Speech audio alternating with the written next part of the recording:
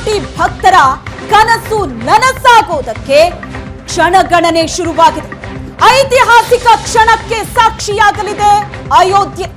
ಜನವರಿ 22ರಂದು ಶ್ರೀರಾಮಲಲ್ಲಾ ಮೂರ್ತಿಯ ಉದ್ಘಾಟನೆ ಆಗತ್ತೆ.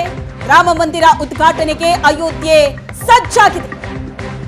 ರಾಮ ಜನ್ಮಭೂಮಿ ಅಯೋಧ್ಯೆಗೆ ಡಿಸೆಂಬರ್ 30ರಂದು ಪ್ರಧಾನಿ ಮೋದಿ ಭೇಟಿ ನೀಡ್ತಾರೆ. ರಾಮ ಮಂದಿರ ಉದ್ಘಾಟನೆಗೆ ಅಯೋಧ್ಯೆ ಸಜ್ಜಾಗಿದೆ. ಡಿಸೆಂಬರ್ 30ರಂದು ಪ್ರಧಾನಿ ಮೋದಿ ಭೇಟಿ ನೀಡ್ತಾರೆ ಅಯೋಧ್ಯೆಗೆ. ಏರ್ಪೋರ್ಟ್, ರೈಲು ನಿಲ್ದಾಣ ಉದ್ಘಾಟನೆ ಆಗತ್ತೆ. ಭರ್ಜರಿ ರೋಡ್ ಶೋ ಇರುತ್ತೆ. ಅದಕ್ಕಾಗಿ ಅಲ್ಲಿ ತಯಾರಿ ಕೂಡ ಬಹಳ ಜೋರಾಗಿ ನಡೀತಾ ಇದೆ. ಕೋಟಿ ಕೋಟಿ ಭಕ್ತರ ಕನಸು. ಇಡೀ ಅಖಂಡ ಭಾರತ ಎದುರು ನೋಡ್ತಾ ಇದೆ ಈ ಕ್ಷಣವನ್ನ ಕಣ್ತುಂಬಿಸಿಕೊಳ್ಳೋದಕ್ಕೆ.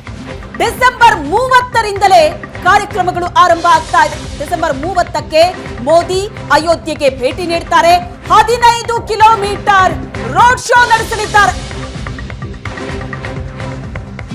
ಏಷ್ಯಾನೆಟ್ ಸುವರ್ಣ ನ್ಯೂಸ್ ನಲ್ಲಿ ಎಕ್ಸ್ಕ್ಲೂಸಿವ್ ಆದಂತಹ ಸುದ್ದಿ, ಅದರ ಜೊತೆಗೆ ಎಕ್ಸ್ಕ್ಲೂಸಿವ್ ಆದಂತಹ ಇನ್ಫಾರ್ಮೇಶನ್ ನಿಮ್ಮ ಮುಂದೆ ಇಡ್ತೀವಿ. ಹೇಗೆ ಅಂದ್ರೆ ಏಷ್ಯಾನೆಟ್ ಸುವರ್ಣ ನ್ಯೂಸ್ ನ ಸಂಪಾದಕರಾದಂತಹ ಅಜಿತ್ ಹನುಮಕ್ಕನವರ್ ಅಯೋಧ್ಯೆಯಲ್ಲಿದ್ದಾರೆ. ಅಯೋಧ್ಯೆಯಿಂದ ಅಜಿತ್ ಹನುಮಕ್ಕನವರ್ ಪ್ರತ್ಯಕ್ಷ ವರದಿಯನ್ನ ನಿಮ್ಮ ಮುಂದೆ ಇಡ್ತಾರೆ. ರಾಮ ಮಂದಿರ ಉದ್ಘಾಟನೆಗೆ ಅಲ್ಲಿ ಯಾವ ರೀತಿಯಾದಂತಹ ತಯಾರಿ ನಡೀತಾ ಇದೆ. ಡಿಸೆಂಬರ್ 30 ಪ್ರಧಾನಿ ಮೋದಿ ಅಯೋಧ್ಯೆಗೆ ಬರ್ತಾರೆ. ಅಲ್ಲಿ ಏರ್ಪೋರ್ಟ್ ಉದ್ಘಾಟನೆ ಆಗತ್ತೆ, ರೈಲು ನಿಲ್ದಾಣ ಉದ್ಘಾಟನೆ ಆಗತ್ತೆ, 15 ಕಿಲೋಮೀಟರ್ ರೋಡ್ ಶೋ ಕೂಡ ನಡೆಯುತ್ತೆ.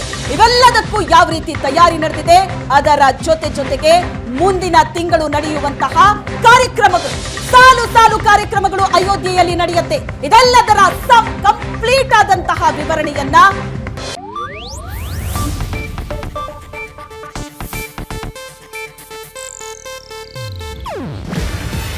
ಇದು ಏಷ್ಯಾನೆಟ್ ನ್ಯೂಸ್ ನೆಟ್ವರ್ಕ್ ಪ್ರಸ್ತುತಿ. ನೀವು ನೋಡ್ತಿದ್ದೀರಾ ಏಷ್ಯಾನೆಟ್ ಸುವರ್ಣ ನ್ಯೂಸ್.